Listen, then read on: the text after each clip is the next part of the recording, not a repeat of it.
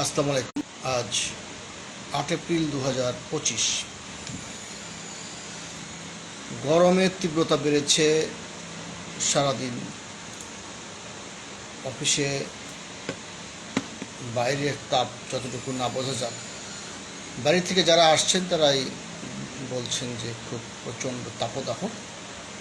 আমি রাজু আহমেদ খান, গ্রিন পার্টির chairman, politics ক্লাবের প্রধান সমন্বয়ক। আজকে পলিটিক্স ক্লাবের মুখোমুখি অনুষ্ঠানে যোগ দিয়েছেন আমাদের চেনা মুখ, বর্ষিয়ান রাজনীতিবিদ, দার্শনিক, গ্রিন পার্টির সিনিয়র ভাইস চেয়ারম্যান আবু মহি মুসা। মুসা ভাই, আপনি কেমন আছেন? জি, আসসালামু আলাইকুম। আমি আলহামদুলিল্লাহ আমি ভালো আছি। বাইরে কেমন গরম? বাইরে গরমে তার ব্যাখ্যা দিয়ে বোঝানো যাবে না, এর কোনো ভাষায় প্রকাশ করা যাবে না। প্রকাশ করা যাবে না, এরকম আর কি। কালকে আপনি অনেকখানি অসুস্থ হয়ে পড়েছিলেন, আজকে তো মোটামুটি কিছুটা আর কালকের থেকে ভালো। 6টার ঘরে চলে যাচ্ছে ঘড়ির কাঁটা 5টা 50 বাজে। তারপরও বাইরের ভাব, গরমের ভাব কমেনি বোধ হয়। রাস্তাঘাটে মানুষ বাড়ি ফেরার সময় হয়েছে, আপনারও হয়েছে। আপনি একজন দার্শনিক, কিন্তু লোকে বলে আপনি শেষ দার্শনিক। মানে এটা প্রথম যখন আমি শুনলাম তখন এ নিয়ে বহুবার আপনাদের কাছে বলেছি, আবু মহি মুসা শেষ দার্শনিক, এরপর আর কোনো দার্শনিক আসবে না। তো আপনার কাছ থেকে সরাসরি এই বিষয়ে কোনো ব্যাখ্যা এখনো চাইনি আমি। আজকে প্রথম থেকেই ভাবছিলাম আপনি আসলে আপনার কাছে এই ব্যাখ্যাটা আমি চাইব। আপনার মুখ থেকেই মানে শুনতে চাই, আপনি কীভাবে প্রমাণ করবেন যে আপনি শেষ দার্শনিক, বা আপনিই যে একজন দার্শনিক, এটারও তো একটা প্রমাণ দরকার। তো সেটার প্রমাণ ধরে নিলাম জলজ্যান্ত দার্শনিক। আপনি বই লিখেছেন অনেকগুলি, অনেক বড় বড় বই, এবং সেই বইয়ের মধ্যে সর্বাধিক প্রশ্নের উত্তর আছে দর্শন, তত্ত্ব, জ্ঞান, বিজ্ঞান, প্রজ্ঞা, বিবেক। যাই হোক, সেজন্য আপনি দার্শনিক এটা প্রমাণ করতে হবে না, কিন্তু আপনি এটা প্রমাণ করেন যে আপনি শেষ দার্শনিক। আপনাকে ধন্যবাদ। এ বিষয়ে বলতে গেলে একটু পিছনের দিকে যেতে হয়। সেটা হচ্ছে, এরকম বোধহয় একটু ধারণা কখনো আমি দিয়েছিলাম যে বিশ্বজগৎ দুটো ভাগে বিভক্ত, একটা বস্তু জগৎ আর একটি ভাব জগৎ। এই দুটো জগতের মাঝখানে সীসা নির্মিত একটা প্রাচীর রয়ে গেছে। এটা রূপক অর্থে ব্যবহৃত হয়েছে। প্রাচীনকালের কোনো মনীষী, কোনো দার্শনিক এই প্রাচীর টপকিয়ে ভাবের রাজ্যে প্রবেশ করতে পারেনি, যেখানে রয়েছে জ্ঞানের বিশাল ভাণ্ডার। তারা যে প্রবেশ করতে পারেনি তার কিন্তু প্রমাণ এখানে। যেমন মন সম্পর্কে এর আগে অনেকবার বলেছি, মনটা কি? তারা বলছে মন হলো আগ্নেয় বাষ্প, মন হলো বায়ু, একজনে বলছে বায়ু। আর এগুলো আমরা পড়াশোনা করছি। দর্শনের সংজ্ঞা দিতে পারেনি। দর্শন কি? বিজ্ঞানের বিজ্ঞান দর্শন। আপনার দর্শনের সংজ্ঞা দিতে বলছে যে বিজ্ঞানের বিজ্ঞান দর্শন, বিজ্ঞানের এই দর্শনের সংজ্ঞা দিতে গিয়ে বলছে এই দর্শনের সংজ্ঞা দিতে গিয়ে বলছে বিজ্ঞানের বিজ্ঞান দর্শন। মানে উল্টাপাল্টা কথা বলছে, কিন্তু সঠিক কোনো বিষয়ে সঠিক কোনো ধারণা তারা দিতে পারেনি। তো আমি এর প্রত্যেকটা বিষয়ে আমি আমার মতবাদ দিয়েছি। আমার 4টে বই, সৃষ্টি থেকে ধ্বংস, অস্তিত্ববাদ, নাস্তিকতা, জীবন সম্পর্কে দার্শনিক ভাবনা, জ্ঞানের গতি ও প্রকৃতি। এর বইয়ের মধ্যে এমন কোনো বিষয় নাই, বস্তু জগৎ, ভাব জগৎ, এহ জগৎ, পরজগৎ, যত প্রশ্ন আমি পেয়েছি প্রত্যেকটা প্রশ্ন উত্তর দেওয়ার চেষ্টা করছি আমার বইয়ের মধ্যে। এখন এই যে সভ্যতার সূচনা, একটা কথা কিন্তু বলা হয়ে থাকে যে পৃথিবীর 99.99 মানুষের জ্ঞান হলো আপনার পশু পাখির জ্ঞানের চেয়েও কম। এ বিষয়ে অনেকবার আমি কথা বলেছি এখানে। তো তাহলে মানুষ যে আশরাফুল মখলুকাত, এ কথা কোথায় আছে? এ বিষয়ে আমি কোরআনের রেফারেন্স দিয়েছি। সূরা আল আরাফের 179 আয়াতে বলা হয়েছে, শেষের কথাটা ছিল মানুষ চতুষ্পদ জন্তুর মতো, বরং তার চেয়েও নিকৃষ্টতর। মানুষ সৃষ্টির শ্রেষ্ঠ জীব, এই কথাটা কোরআনের কোথাও নাই, কিন্তু মানুষ সৃষ্টির শ্রেষ্ঠ জীব এই কথাটা কিন্তু আমার বইয়ের মধ্যেই কেবল আছে। আর ধর্মীয়ভাবে যে যুক্তিটা দেখানো হয়েছে যে মানুষ আপনার ফেরেশতাদের উপরে, এটা সূরা বাকারার 30 থেকে 34 এই আয়াতের মধ্যে এই কথাটা আছে। এগুলো আপনাদের অনেকেরই জানা। এই 6 শ্রেণীর মানুষ কারা? ধর্মপ্রবর্তক, দার্শনিক, বিজ্ঞানী, লৌহমানব, আল্লাহর ওলি এবং গ্রামে টিপসই দেয়, লেখাপড়া জানে কিন্তু বিশ্বাস সালিশি করে সেই মনীষীদের কারণে, এই 6 শ্রেণীর মনীষের কারণে এই সভ্যতার সূচনা, 6 শ্রেণীর মানুষের কারণে সভ্যতার উৎকর্ষ। আমার জামাটা কে আবিষ্কার করেছে? একজন বিজ্ঞানী। বিজ্ঞানী যদি পৃথিবীতে কোনো কালেই না আসতো তাহলে কি হতো? আমরা আজকেরও বন্য প্রাণীর মতো বন জঙ্গলে উলঙ্গ হয়ে ফলমূল খেয়ে জীবন ধারণ করতাম, যার নিদর্শন এখনো রয়ে গেছে আফ্রিকার জঙ্গলে। এই 6 শ্রেণীর মানুষের কারণেই মানুষ সৃষ্টির শ্রেষ্ঠ জীব। এখন আমার পরে কেন দার্শনিক আসবে না, এটা হলো আপনার প্রশ্ন। এই শতাব্দীতে, এটা তো আরো আপনার 45 বছর আগে আমি বলেছি যে আগামী শতাব্দী বলতে এই শতাব্দীতে এই 6 শ্রেণীর মনীষী সম্পূর্ণরূপে বিলুপ্ত হয়ে যাবে, বিলুপ্ত হয়ে গেছে। যেমন নবী নাই, দার্শনিক বলতে যা বোঝায় পৃথিবীতে এখন আর কোনো দার্শনিক নেই। আপনি বলতে পারেন যে আপনি কি করে বললেন, তার একটা যুক্তি এখানে আছে। যুক্তিটা হলো, এটা বোঝার মতো যুক্তি। আপনারা নিশ্চয়ই জানেন হযরত লূত আলাইহিস সময় একটা দেশকে উল্টে দেওয়া হয়েছে। কি কারণে? সমকামিতার কারণে। আমি এর আগে হয়তো বলেছি কোনো আলোচনায় যে আপনার প্রেমিক প্রেমিকা প্রেম করছে, বিয়ে হয়নি, এই সময় যদি তারা দৈহিকভাবে মিলিত হয়, সেখানে যে পাপ, তার চেয়ে বেশি পাপ হলো পরকীয়া প্রেমে, তার চেয়েও বেশি পাপ হলো সমকামিতায়। সমকামিতা এত পাপ, আল্লাহ নিজে অসন্তুষ্ট হইয়া একটা দেশকে উল্টিয়ে দেওয়া হয়েছে। এইটা আমরা মুসলিম দেশ যেগুলো আছে আমরা সবাই জানি, বিধর্মীরা হয়তো জানে না, জানে কিনা আমি জানি না। এইটাকে আমেরিকা, ইউরোপ, ফ্রান্স, রাশিয়া, অনেক দেশে, এমনকি শ্রীলঙ্কায় এই সমকামিতাকে আপনার বৈধতা দিয়েছে, বৈধতা দিয়েছে। পৃথিবীতে যদি কোনো দার্শনিক থাকতো, গর্জন করে উঠতো, এটা একটা সাংঘাতিক ব্যাপার, গর্জন করে উঠতো যে এটা বন্ধ করো, এটা হতে পারে না। আমি বলেছি, তো আমাকে কে চেনে? আমাকে তো কেউ চেনে না। আপনি কি গর্জন করেছেন? আমি অবশ্যই, এখন আমি গর্জন করলে কোথা করবো? আমি ফেসবুকে আমি লিখেছি। আর একজন মাত্র গর্জন করে উঠছে, সে হলো ভ্যাটিকানের জন পপ ফ্রান্সিস, নামটা যদি ভুল না হয়, তিনি এটার প্রতিবাদ করছেন যে এটা হতে পারে না। ধর্মগুরু নাকি? হ্যাঁ, ধর্মগুরু। উনি তো দার্শনিক না। ধর্মগুরু, উনি যে ধর্ম এটা জানে বলেই উনি এই কথা বলেছেন, কিন্তু আর কেউ তো বলেনি। 2, তার মানে পৃথিবীতে আর কোনো দার্শনিক। তবে এরকম একটা প্রশ্ন ফেসবুকে লেখার পরে যে পৃথিবীতে তো কোনো দার্শনিক, তাহলে আপনি কি? এরকম একটা প্রশ্ন আমাকে করেছে।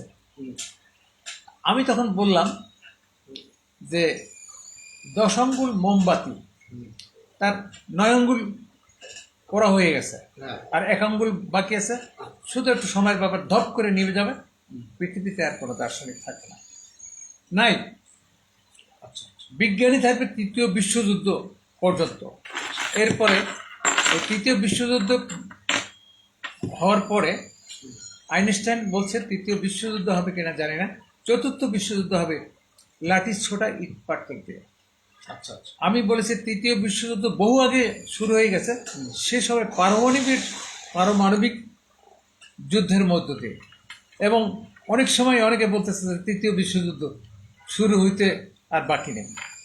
আচ্ছা, এই মুহূর্তে হবে কিনা আমি জানি না। এখন তো লেজার পারমাণবিক হ্যাঁ। হয়ে গেছে। আপনি জানেন যে পারমাণবিক যুদ্ধ, পারমাণবিক শক্তিধর দেশ পৃথিবীতে আছে 10টি, কিন্তু সেই কথাও এখন পুরানো হয়ে গেছে। এখন হ্যাঁ। হলো লেজার পারমাণবিক শক্তিধর দেশ 3টি। 3টি থাক আর 10টি থাক, এটা ম্যাটার, কিন্তু যুদ্ধ পারমাণবিক যুদ্ধের মধ্য দিয়ে মানে শেষ হয়ে যাবে এই এর সভ্যতা। মধ্যে দিয়ে একটা নতুন যুদ্ধের নাম শুনলাম কালকে, আপনার আলোচনার ফাঁকেই বলে রাখি। জিপিআরএস, মানে ইরান মার্কিন যুক্তরাষ্ট্রের প্লেনগুলো, আকাশের প্লেন, তারপরে সমুদ্র জাহাজগুলোকে দিক বিভ্রান্ত করে দিচ্ছে নতুন একটা সিস্টেমের মাধ্যমে। তাদের গ্লোবাল সিস্টেমে জ্যাম সৃষ্টি করছে। এটাও কিন্তু একটা নতুন নাম। আরও নতুন নতুন জিনিস আবিষ্কৃত হবে, শুধু তাই না, এই সময় গ্লোবাল পজিশনিং সিস্টেম। হ্যাঁ, এই সময়কালে বিজ্ঞানীদের এত আবির্ভাব ঘটবে পৃথিবীতে। এক সময় একটা দেশে একজন বিজ্ঞানী আসছে, তারপর পৃথিবীর সব দেশে আসছে, এখন প্রত্যেক জেলায় জেলায়, এমনকি গ্রামে গঞ্জে বিজ্ঞানীর ক্ষেত্রে আবিষ্কার করছে, অনেকে নতুন নতুন জিনিস আবিষ্কার করছে, মানে অভাবনীয়, অকল্পনীয় এরকম জিনিস। লেখাপড়া জানে না, সে একটা জিনিস আবিষ্কার করবে, বুঝতে পারছেন? জানি। এটা আবিষ্কার হতেই থাকবে। তৃতীয় বিশ্বযুদ্ধের পরে সব জ্ঞান বিজ্ঞান সব শেষ হয়ে যাবে। আচ্ছা আচ্ছা। এরপরে এটা সূত্র কি? আপনি বললেন যে এটা সূত্র। আপনি ভাবগত বিষয়ের কোনো সূত্র এভাবে না, আপনি এটা খালি আমি বলবো, আপনি দেখে নেবেন। বিজ্ঞানের সব আপনি- ধ্বংস হয়ে গেলে তো দেশের পৃথিবীর অবস্থা কাহিলে যাবে। কাহিল তো হবে, এটা তো বলা আছে। এটা আপনার কথা শুনছেন লুৎফুন নাহার মিতা। এটা তো আগেই বলা আছে, শেষ হয়ে যাবে। এরপরে আমি আস্তে আস্তে আদি বর্বর যুগে ফিরে যাব। যে আমরা কাপড় পরি, যে টেক্সটাইল মিলটা আপনার শহরতলিতে আছে, এটা যতদিন কাপড় উৎপাদন হবে ততদিন আমরা এই কাপড় পরবো। আর যখন এরপরে ওইটা এক সময় আর কাপড় উৎপাদন হবে না, আপনার আমরা লতা পাতা দিয়ে আমরা লজ্জা নিবারণ করবো। একসময় লতা পাতাও আমরা ব্যবহার করবো না, যেটা আফ্রিকার জঙ্গলের জনগোষ্ঠী যারা আছে তারা অনেক জায়গায় একদম পুরো উলঙ্গ। আপনারা যদি প্রশ্ন করতে চান, আবু মহি মুসা উনি শেষ দার্শনিক, এটার পক্ষে উনি যুক্তি দিচ্ছেন। যদি আপনাদের কোনো প্রশ্ন থাকে প্রশ্ন করতে পারেন 01979 507858। আমি আবার বলছি 01979 507858। এই নাম্বারে কল করে এক্ষুনি আপনারা প্রশ্ন করতে পারেন।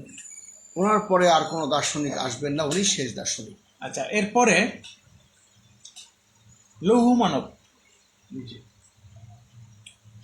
লৌহ মানব বলতে হজরত ওমরের ক্যারেক্টারের লোক, হজরত আলী রহমতুল্লাহ আলার ক্যারেক্টারের লোক, এরা অনেক আগে বিলুপ্ত হয়ে গেছে। আচ্ছা। লৌহ মানব বলতে তার ভিতরে থাকতে হবে জ্ঞান, সততা, ন্যায়পরণতা, ত্যাগ, মানবিক মূল্যবোধ, মেন্টাল স্ট্রেংথ। আচ্ছা আচ্ছা। একজন রাষ্ট্রনায়ক নায়ক হতে হবে দেশপ্রেমিক, কিন্তু এই জিনিসগুলো তাদের মধ্যে নাই, এটা কারো মধ্যে নাই। আচ্ছা আচ্ছা। এরপরে আল্লাহর অলি দুই স্তরের। প্রথম স্তর হলো বড় পীর খাজা মঈনুদ্দিন চিশতি রহমাতুল্লাহ আলাইহ, শাহজালাল, শাহপরান, শাহ মাকরুব, খানজান আলী। এরা বহু শতাব্দী আগে বিলুপ্ত হয়ে গেছে। এরপরে যারা গ্রামে গঞ্জে ওয়াজ মাহফিল করেছে, কিন্তু তারা আল্লাহর অলি, সেই শ্রেণীর অলি কিন্তু বিলুপ্ত হয়ে গেছে। এখন সব ভণ্ড অলি আল্লাহদের আবির্ভাব করছে। এই যে দেওয়ানবাগি, কুতুববাগি, অমুকবাগি, তমুকবাগি, এদের আবির্ভাব হয়েছে। তার কথাবার্তা শুনলে মানে সব কোরআনের বাইরে তারা কথা বলে থাকেন। এখন এরা যে বিলুপ্ত হয়ে গেছে, এর একটা সহজ উদাহরণ আমি দিই। আমরা 50, 60, 70, 80 দশক পর্যন্ত ধরবো, যে গান, সুরকার, শিল্পী আমরা পেয়েছি, গীতিকার পেয়েছি, তারা পর্যায়ক্রমে বিলুপ্ত হয়ে গেছে। একটা সময় এই যে গানগুলো হৃদয়তন্ত্রীতে ঝংকার দিত, আচ্ছা। সেই ধরনের কিন্তু আমরা গান আমরা এখন আর আর পাওয়া যায় না। পাচ্ছি না। এই শিল্পীরা কিন্তু বিলুপ্ত হয়ে যাচ্ছে আচ্ছা। বাংলাদেশে। হ্যাঁ। বাংলাদেশে যেমন আব্দুল জব্বার। জি, ওয়ালাইকুম আসসালাম। লায়ন আজম খান, আপনি কি কোনো প্রশ্ন করবেন? দার্শনিক আবু মহি মুসাকে উনি বলেছেন যে ওনার পরে আর কোনো দার্শনিক আসবেন না। না, যুগে যুগে দার্শনিক আসতেই থাকে। এটা তো আমাদের রাসূল যেরকম বলে গেছে, তারপর আর কোন না, নবী রসুল তো আসবে না, আসবে না, এরকম তো হয় না। দার্শনিকও আসবে না। আমরা ভবিষ্যতে কি হবে কেউই বলতে পারি না। না, আপনি বলেন যুগে যুগে দার্শনিক আসবে, কিন্তু উনি প্রমাণ দিতে পারবেন যে ওনার পরে আর কোনো দার্শনিক আসবে না। আপনার কোনো প্রশ্ন থাকবে এখানে কোনো? না না, এটা ওনার হয়তো লজিক আছে, উনি হয়তো সেটা বলতেছে। আমরা জেনারেল পারসেপশনে বলবো যে অবশ্যই দার্শনিকটা আসবে না, সেটা বলা যাবে না। তারপর আগে লেনিন ছিল, মার্কস ছিল, মাও সেতুং ছিল, আবার একজন আসছে, এভাবে বিভিন্ন আপনি সময় আপনার বিভিন্ন জন আসছে। আপনি আপনার পরিচয় দিয়ে ওনার সাথে কথা বলেন। জি। আপনি আপনার সংগঠনের নাম কি বলে ওনার সঙ্গে একটু প্রশ্ন করতে পারেন। আমি লায়ন আজম খান, আমি ফার্স্ট ভাইস প্রেসিডেন্ট গ্রোয়েস লায়ন্স ক্লাব। আমরা তো অরাজনৈতিক সংগঠন করি। যে ওনার কাছে আমার প্রশ্ন থাকবে যে এই যে ইসরায়েলে যে দমন আপনার একটা হিউম্যান রাইটস সংগঠন আছে, এটা বলবেন না? জি। আপনি একটা হিউম্যান রাইটস সংগঠনের চেয়ারম্যান, সেটা বলবেন না? আচ্ছা আচ্ছা, যাই হোক, আমি একটা পরিচয় দিয়েছি। আমি ওনার কাছে জানতে চাবো যে ইসরায়েলে যে এই যে ইসরায়েল কর্তৃক যে দমন পীড়ন হচ্ছে এবং ট্রাম্পের প্রত্যক্ষ সহযোগিতায় অন্যান্য বিশ্ব রাজনৈতিক দলগুলো কিন্তু এই ব্যাপারে তেমন ভূমিকা রাখতেছে না। এই বিষয়ে যদি উনি কিছু বলেন, এবং আমাদের বাংলাদেশ সরকারের ভূমিকাটাও আমার কাছে এখনো ক্লিয়ার না, এ বিষয়ে ওনার মতামত দিতে। না না, উনি তো একটা সূত্র তুলে ধরেছেন যে যেহেতু এখন দেশে সমকামিতার বিরুদ্ধে কোনো দার্শনিক কথা বলেনি, সেহেতু আর এরপরে কোনো দার্শনিক নেই। এই কারণেই হয়তো এই ট্রাম্পের বা ইসরায়েলের এই আগ্রাসী ভূমিকায় সেখানে কোনো মানে সেখানে কোনো প্রতিবাদ নেই আর কি। সেই ব্যাপারে আপনি কি বলবেন? দার্শনিক আবু মহি মুসা। আপনার ট্রাম্প এবং ইসের ব্যাপারে হ্যাঁ, আমি তো একটা বিষয় নিয়ে কথা বলতেছিলাম। মানে আপনি যে শেষ দার্শনিক সেটা ঠিক আছে, না, ওনার একটা প্রশ্ন উনি প্রশ্ন করেছেন, আপনার প্রশ্নটা কি আরেকবার বলেন? না, প্রশ্নটা আমি শেষ করি আমার এই বক্তব্যটা আচ্ছা ঠিক আছে, শেষ করেন তাহলে। শেষ করি। আমি লাইভে তারপরে আমি বলেছি যে মানে আপনি তার প্রশ্নটা নিয়ে নেন, পরে উত্তর দেন। উনি তো এক জায়গা থেকে ফোন করেছে, আপনার আচ্ছা, প্রশ্নটা একটু বলেন ক্লিয়ার। না, আমি ওনার কাছে জানতে চেয়েছিলাম যে এই যে ফিলিস্তিনিদের উপর যে দমন পীড়ন হত্যা চলতেছে ট্রাম্পের প্রত্যক্ষ সহযোগিতায়, বিশ্বের অন্যান্য রাজনৈতিক দলগুলো, অন্যান্য দেশের রাষ্ট্রপ্রধানরা, ইউএন, জাতিসংঘ, ইউরোপিয়ান ইউনিয়ন কেউই তেমন জোরালো ভূমিকা রাখে নাই। এমনকি বাংলাদেশ সরকারেরও ভূমিকা তেমন জোরালো নয়। এই বিষয়ে ওনার মতামত জানতে চাইলাম, উনি এই বিষয়ে কি বলবেন? হ্যাঁ, আমি বুঝতে পারছি। আমি আমার এই বক্তব্যটা শেষ করি, তারপরে আচ্ছা ঠিক আছে। সেটা হলো যে ঠিক আছে, আপনি শুনতে থাকুন, ধন্যবাদ আপনাকে। আপনার অলিয়াল্লাহ যাদের কথা বললাম তারা কিন্তু বিলুপ্ত হয়ে গেছে, এটা আপনারা বুঝতে পারবেন। তারপরে 6 শ্রেণীর মনীষী, আর একটা হলো গ্রামের টিপসই দেয় কিন্তু বিচার সালিসি করে, লেখাপড়া জানা বিচার সালিসি করে। এও 6 শ্রেণীর মনীষী, টিপসই দেওয়া মানুষগুলো কিন্তু বিলুপ্ত হয়ে গেছে, এখন টাউট বাটপাড়দের হাতে চলে গেছে। এই 6 শ্রেণীর মনীষী যখন বিলুপ্ত হয়ে যাবে, তখন ভাবগত যে বিষয়গুলো, জ্ঞান, সততা, ন্যায়পরায়ণতা, ত্যাগ, মানবিক মূল্যবোধ কিছুই থাকবে না। এখন কিন্তু সেইটা নাই। এখন কি আছে? যান্ত্রিক সভ্যতা। যান্ত্রিক সভ্যতার কারণে এটা কিন্তু আমরা বুঝতে পারছি না। আমার প্রচুর টাকা পয়সা আছে, লেখাপড়া জানি না, আমি একজনের জমি দখল করলাম, এই করলাম, করে করে করে আমি অনেক ধন সম্পদের মালিক হয়ে আমি একটা সম্মানিত ব্যক্তি হলাম। আমার এই সম্মানের জায়গায় বসাতে হবে, কিন্তু আমার ভিতরে কিছু না। ভাবগত যে জিনিসগুলো, জ্ঞান, সততা, ন্যায়পরায়ণতা, ত্যাগ, মানবিক মূল্যবোধ যখন রহিত হয়ে যাবে, তখন মানুষ হয়ে যাবে একদম হিংস্র পশু সমতুল্য। আপনি ট্রাম্পের কথা বলছেন, আমি কিন্তু এর আগে খুব বলেছি ভিডিওতে যে পৃথিবীর 99.99% মানুষের জ্ঞান হলো পশু পাখির জ্ঞানের চেয়েও কম। পশু পাখির জ্ঞানের চেয়েও কম। আপনার সমস্ত ভাবগত যে সমস্যার মূল হল জ্ঞানের অভাব। ট্রাম্প যদি জ্ঞানী হতো, যে কোনোভাবেই এরকম একটা অযৌক্তিকভাবে একটা দেশকে সাপোর্ট দিতে পারে না। আর এরা তো একটা চরম অসভ্য। জ্ঞান যখন থাকবে আর চরম অসভ্য হবে। কেন অশান্তি? এর অশান্তির মূলে এই যে আপনি নেতানিয়াহুর কথা বলতেছেন, ও তো ক্ষমতায় টিকে থাকার জন্য আপনার এই যুদ্ধটাকে জিয়ে রাখছে। ও তো জানে যে ও ক্ষমতা ছেড়ে দিলে ও বাঁচতে পারবে না, ওর ভিতর মামলা হবে, ও বিচার হবে।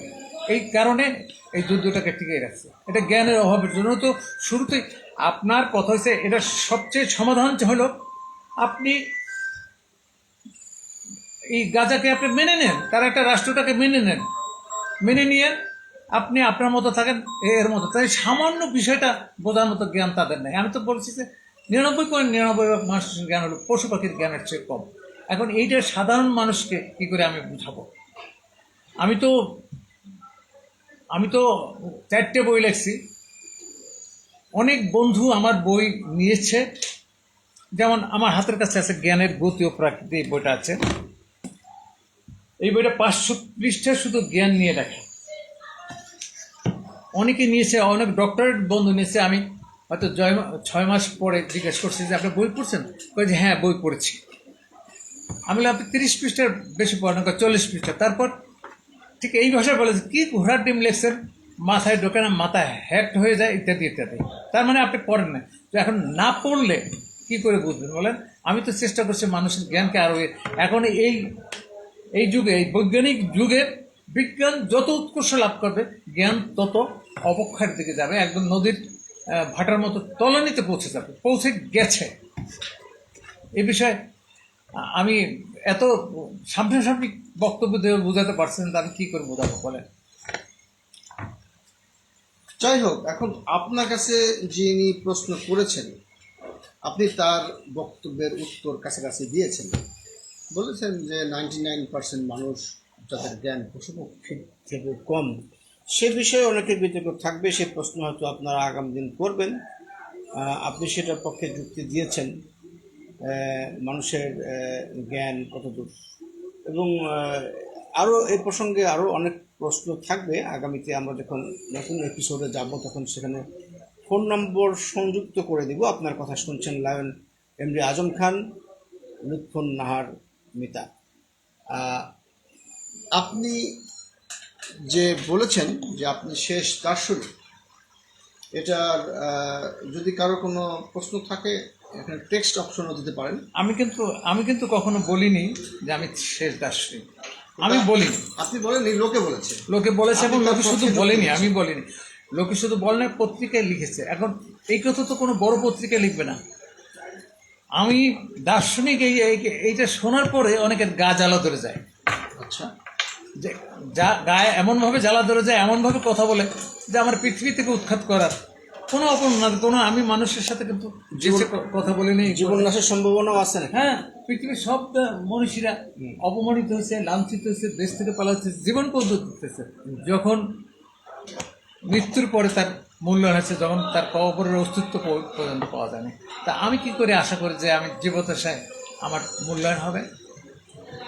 অবশ্যই আপনার জীবদ্দশায় মূল্যায়ন হওয়াটার জন্যই আপনি দার্শনিক তা না। আপনি জীবন অবসানের পরেও মূল্যায়িত হতে পারেন। আপনার কথা, আপনার বইগুলো বলবে। আপনি যে বইগুলো লিখেছেন সেগুলো অনেক বড় বড় বই। সেগুলো যদি কেউ কালেকশন করতে চান তাহলে আপনার ফোন নাম্বার একটু বলেন। 01971612847।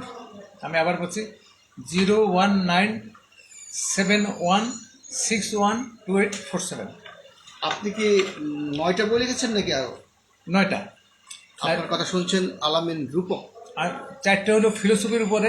আচ্ছা আচ্ছা। এবং 4টার মধ্যে জ্ঞানের গতি ও প্রকৃতি। আমি বলছি জ্ঞানের গতি ও প্রকৃতি, অস্তিত্ববাদ ও নাস্তিকতা, সৃষ্টি থেকে ধ্বংস, দর্শনের সহজ পাঠে 4টি হচ্ছে দর্শন। আর উপন্যাস হচ্ছে 5টি। যুগ যুগ ধরে এটা উপন্যাস, এটা হচ্ছে অন্তরাগ, অস্তরা। তো অস্তরাগ, এটা হচ্ছে প্রেম বিলাসী, এটা হচ্ছে মরা গাঙে জোয়ার। আমরা বেশি আরেকটা আছে এই যুগ যুগ ধরে, ages after ages. After ages, এটা হলো যুগ যুগ ধরে, এটা মানে ইংরেজি আচ্ছা ভাষা। আচ্ছা, তো তার মধ্যে মরা গাঙ্গে জোয়ার, এটার বিষয়বস্তু সম্পর্কে একটু বলবেন? আপনি এটা তো অনেক বড় সংক্ষেপে বলেন। সংক্ষেপে আপনি এআই টুলস এর মাধ্যমে সংক্ষেপে না, বলেন। সংক্ষেপে এগুলো মরা গাঙ্গে আবার জ্বর হয় কেন? না, মরাগাঙ্গে এক সময় আপনার এই শুষ্ককালে শুষ্ক মৌসুমে গাং মরে যায়, আবার বর্ষা মৌসুমে এই গাঙ্গে জ্বর হয়। এইটাই আর কি, এইরকম একটা কাহিনী। আচ্ছা আচ্ছা, আপনি জীবন সম্পর্কে দার্শনিক ভাবনা বইটাতে উৎসর্গ লিখেছেন, প্রবাদ আছে, অল্প শোকে কাতর, অধিক শোকে পাথর, আঘাতে আঘাতে যে পাথরও চূর্ণ বিচূর্ণ হয়ে যেতে পারে। অল্প সময়ের ব্যবধানে পর্যায়ক্রমে মা বাবা ভাই বোনের মৃত্যুর মিছিল। কদিন পূর্বে অক্টোবর 2024 আমার সহধর্মিণী মাহবুবা লিলির মৃত্যু। এর কিছুদিন পূর্বে আমার চতুর্থ মামা হক আব্দুল হক এর মৃত্যু, যার কলেপিঠ সাথে মানুষ হয়েছেন। আপনার শৈশব আপনি খুবই স্পর্শ করেছেন আপনার এই মামার কলেপিঠে মানুষ হয়ে, তার মৃত্যুতে আপনি আঘাত পেয়েছেন। আপনার বইয়ের সংখ্যা হচ্ছে 9টি।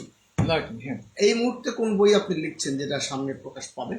না, বই লেখা মোটামুটি আমার শেষ। আমি আর বই লিখবেন না? লেখার আর কোনো নাই। কেমন কথা, আপনি শেষ দার্শনিক, তার উপরে যতদিন বাঁচবেন কতদিন লিখবেন? আপনি যদি কোনো প্রশ্ন এই বইয়ের মধ্যে না থাকে, কেউ যদি বলে, তাহলে এইটাকে আমি করবো আর কি, মানে বইয়ের মধ্যে আমি ইনক্লুড করবো, উত্তর দেওয়ার এই বইয়ের মধ্যে চেষ্টা করবো। আর এটা 4টে পার্ট।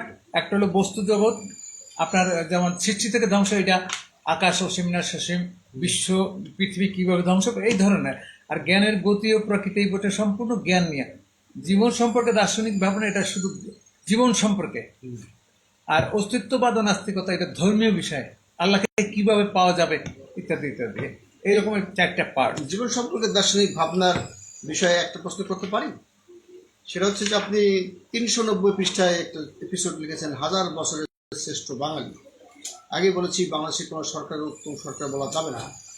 শুধু তাই নয়, এ পর্যন্ত যারা দেশের শাসন কার্য পরিচালনা করেছেন, ক্ষমতায় গিয়ে দেশ চালিয়েছেন, তাদের শাসন ব্যবস্থা যে ত্রুটিমুক্ত ছিল তা বলা অপেক্ষা রাখে না। যাই হোক, এখানে এই 1000 বছরের শ্রেষ্ঠ বাঙালি আপনি কাকে বলেছেন? 1000 বছরের শ্রেষ্ঠ বাঙালি, এটা একটা মানে একটা মন গড়া একটা দেশে তাদের ইচ্ছা মতো। আচ্ছা, এটা আপনি সমর্থন করেন না, কিন্তু এই এপিসোডের শিরোনামই 1000 বছরের শ্রেষ্ঠ না, বাঙালি। শ্রেষ্ঠ বাঙালি, 1000 বছরের শ্রেষ্ঠ বাঙালি কে? বাংলাদেশে যদি একজন নবীর আবির্ভাব ঘটতো, তাহলে তাকে বলা যেত 1000 বছরের শ্রেষ্ঠ বাঙালি। আচ্ছা আচ্ছা, একজন দার্শনিকের জন্ম হলে 1000 বছরের শ্রেষ্ঠ বাঙালি। যার যার আপনি এই যে যার কথা বলেছে 1000 বছরের শ্রেষ্ঠ বাঙালি, কি যোগ্যতা আছে তার 1000 বছরের শ্রেষ্ঠ বাঙালি হওয়ার? শত শত মানুষ হত্যা করছে, তার পুরা পরিবারটাই একটা। একটু একটু টাইম কমাই দিলে আপনি রাজি হবেন? যদি বলি 100 বছরের শ্রেষ্ঠ বাঙালি, তাহলে রাজি হবেন না? সে তো শ্রেষ্ঠ বাঙালি হতে পারে, তার তার সম্পর্কে দেখছেন আপনি, শ্রেষ্ঠ বাঙালি হলে এই জাতি তার যে মোরাল ভেঙ্গে চরিত্র অস্ত করতে কেন করবে? যার জন্য স্বাধীনতার যুদ্ধের সময় যার জন্য চোখের পানি ফেলছে মানুষ, আপনার তার জন্য দোয়া করছে, সে এসে যে কাজগুলো করছে, তার সেই তার যে ইটা কি বলবো এটাকে, তার ভাস্কর্য। হ্যাঁ, তার অ্যাচিভমেন্ট, এটাকে ধুলায় লুণ্ঠিত করতে হয়েছে আর কি। আপনি সেই ধুলায় লুণ্ঠিত করার পক্ষে না বিপক্ষে? না, এটা আমি এইসব এখনো বলতে চাবো না, এগুলো বিতর্কিত ব্যাপারে, এইসব বিষয়ে আমি কথা বলবো না। আপনারা যদি আজকে আলোচনার শিরোনামই আমরা রেখেছিলাম যে আপনি কিভাবে আপনি প্রমাণ করুন যে আপনি শেষ দার্শনিক। তো সেই প্রমাণ আপনি কতটুকু করতে পেরেছেন আমাদের অডিয়েন্স থেকে শ্রোতা মণ্ডলী জানাবেন, আপনারা কমেন্ট করবেন। এবং নিশ্চয়ই উনি যেই যুক্তি তুলে ধরেছেন সেই যুক্তি ক্ষুরধার, কেননা যে এখন সেই রকমভাবে বিভিন্ন অন্যায় অনিয়মের সঙ্গে প্রতিবাদ করবার মতো দার্শনিক খুঁজে পাওয়া যাচ্ছে। যুগে যুগে অনেক দার্শনিক এসেছেন, তারা তাদের মতবাদ দিয়ে মৃত্যুবরণ করেছেন, হুমকির সম্মুখে পড়েছেন, তাদের জীবন অবসান হয়েছে। আপনিও আপনার জীবন হুমকির মধ্যেই আছে বলে বলছেন। তো এরপরেও আপনি লেখালেখি চালিয়ে যাচ্ছেন, কলাম লিখছেন পত্রিকায়। কোন পত্রিকায় লিখছেন? আমি তো বেশ কিছু প্রথম লিখছি অবজারভারে, ডেইলি অবজারভারে লিখছি বহু বছর। বহু বছর এডিটোরিয়াল। তারপরে কিছুদিন আমি বাংলাদেশ প্রতিদিনে, তারপরে লিখলাম সংগ্রামে, তারপরে মানে বিভিন্ন পত্রিকায় আমি আপনি লিখছি। লেখালেখি চালিয়ে যাবেন আশা করবো, কিন্তু আপনার কাছ থেকে আগামীতে আর কোনো দর্শনের বই পাবো না, এটা শুনে আমি মর্মাহত হয়েছি। না, আপনি আমাকে আমাকে বলেন যে এই বিষয়ে আপনি কি বলেছেন, নতুন কোনো বই আসবে না আর নতুন করে লেখা যদি কোনো প্রশ্ন আসে মানে আপনি সেগুলো, কোনো এটা 3টা পার্ট, এটা শোনেন, এটা বস্তু জগৎ, তারপরে ভাব জগৎ, এটাতে বলবো এহ জগৎ, পরজগৎ। তোমার কাছে শোনা যাচ্ছে এখানে। হ্যাঁ, এখানে আমাদের দর্শক বলছেন যে একজন শ্রোতা আর কি বলছেন যে আপনি যে মানে তথ্যপত্র দিয়েছেন, আপনি যে শেষ দার্শনিক, সেগুলো নিয়ে আরও পর্যালোচনা হবে। এখন আপনি জাতি এবং দেশের সম্পর্কে বর্তমান রাজনৈতিক প্রেক্ষাপটে 1 মিনিট বলবেন, আমরা আজকে আলোচনা শেষ করব। আমি বোধহয় এর আগেও বলছি যে এ পর্যন্ত যারা দেশ চালিয়েছে, যে সমস্ত এই রাজনৈতিক দল, তাদের একজনের দেশ চালানোর যোগ্যতা নেই। এটা শুধু আমি বললে হবে কেন, অনেকেই দেশ চালানোর জন্য যে জ্ঞানের প্রয়োজন, সেই জ্ঞান তাদের নাই। এবং কোনো রাজনীতিবিদের মধ্যে দেশপ্রেম নাই। এখন দেশপ্রেমের সংজ্ঞা কোথায় আছে? কোথাও পাবেন না। দেশপ্রেমিক যে, তার মধ্যে থাকতে হবে জ্ঞান, সততা, ন্যায়পরায়ণতা, ত্যাগ, মানবিক মূল্যবোধ, মেন্টাল স্ট্রেংথ। আছে কার মধ্যে এগুলো? কিন্তু ক্ষমতায় আসার 8 মাসের মাথায় বাংলাদেশ একটি প্রভাবশালী রাষ্ট্রের তালিকায় ছিল 123 বা এরকম কিছু, এখন সেটা উন্নীত হয়ে মাত্র 47 হয়েছে। এখানে ডক্টর মোহাম্মদ ইউনূসের যোগ্যতা সম্পর্কে আপনার বক্তব্য? এই বিষয়ে তো আমি বোধহয় গতকালকে এসে পড়েছি। His exception. এক্সেপশন, কিন্তু আমি একটা গল্প দিয়েই করেছি। উনি অনেক সংস্কার, ওনার যে সারা পৃথিবীতে ওনার একটা গ্রহণযোগ্যতা আছে, জনপ্রিয়তা আছে, হ্যাঁ, তাই না? এই দিয়ে তিনি অনেক বাংলাদেশকে আগায় নিয়েছেন। কিন্তু ভিতরগত যে সংস্কার, সেই সংস্কারের দিকে কেউ হস্তক্ষেপ করে। যেমন পুলিশের যে সংস্কারের প্রয়োজন, পুলিশের ভিতরগতভাবে যে সংস্কারের প্রয়োজন, সেইটা কিন্তু এরা কখনো উপলব্ধি করে না। এখনো হয়নি। এখানে আজকের কত 54 বছরে অন্তত 20 জন আইজিপি গত হয়ে গেছে, আইজিপি, কিন্তু তারাও ওইখানে হাত দেয়নি। হাত দেওয়ার যোগ্যতা নয়, কারণ তারা মেধাবী। এগুলো জ্ঞানীদের ব্যাপার, আচ্ছা। জ্ঞানীদের ব্যাপার। ব্রিটিশ তারপরে পুলিশের ডেজিগনেশনের মধ্যে একটা রদবদলের গুঞ্জন শুনছে, আপনি কিছু শুনেছেন? না, এটা কিন্তু প্রকাশ্যে ওইভাবে আসে না। এরা এসে আসছে দুজন। যেটা কনস্টেবল হ্যাঁ। পদটাকে বিলুপ্ত করে দেবে। আচ্ছা, এটা অবাক করার মতো। কনস্টেবল পদকে বিলুপ্ত করে এইখান থেকে সবাইকে, এটা একটা বেশ আকারে দেওয়া হয়েছে, মানে বিভিন্ন ইউনিটে দেওয়া হয়েছে, মতামত চাওয়া হয়েছে, এটা বিলুপ্ত করে দেবে। পর্যায়ক্রমে সব অ্যাসিস্ট্যান্ট সাব ইন্সপেক্টর হবে। আরে অ্যাসিস্ট্যান্ট সাব ইন্সপেক্টর কনস্টেবলের পদকে বিলুপ্ত করে দেওয়ার পরে এই কনস্টেবল কি সেন্ট্রি ডিউটি করবে? এই কনস্টেবল কি আপনার অর্ডারলি ডিউটি করবে? না, এই এএসআই কি অর্ডারলি ডিউটি করবে? এই এএসআই কি আপনার করবে?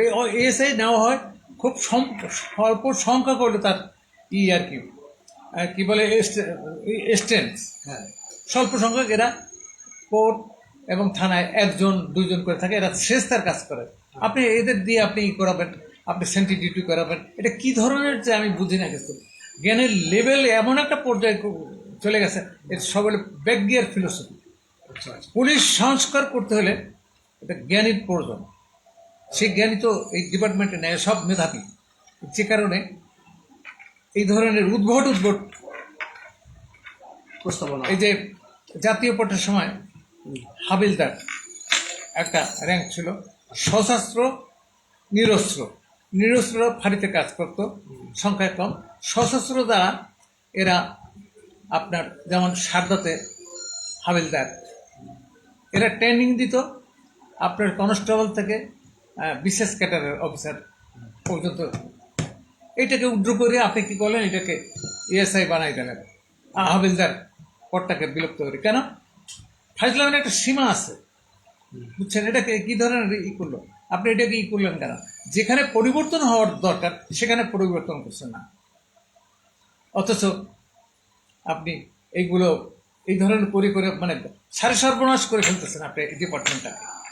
আমি এই বিষয়ে পরে আলোচনা করব, আবার আসলে সুযোগ আসলে।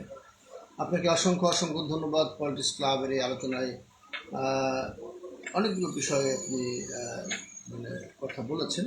তার মধ্যে আমাদের শিরোনামে যে বিষয়টি দেওয়া ছিল সেই বিষয়ে আপনি যুক্তিতর্ক তুলে ধরেছেন। আর কারো যদি কোনো প্রশ্ন থাকে কমেন্ট বক্সে লিখে রাখবেন, এবং আগামী এপিসোডে প্রশ্ন করতে পারবেন। আমাদের প্রশ্ন করবার ফোন নম্বর 01979507858, এবং আবু মহি মুসা, বর্ষিয়ান রাজনীতিবিদ, দার্শনিক, গ্রিন পার্টির সিনিয়র ভাইস চেয়ারম্যান, তার কোনো বই সংগ্রহ করতে চাইলে তার এই মোবাইলে ফোন করতে পারেন।